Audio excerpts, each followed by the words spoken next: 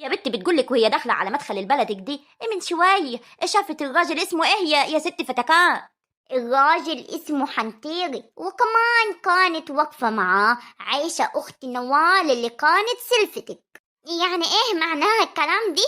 عيشي هي اللي كانت كارية الراجل دي عشان يخطف ولاء أختي، وايه مصلحتي؟ ما هو دي يا بنت اللي هيجنني. يعني نوال ما تعملهاش واختها هي اللي تعملها؟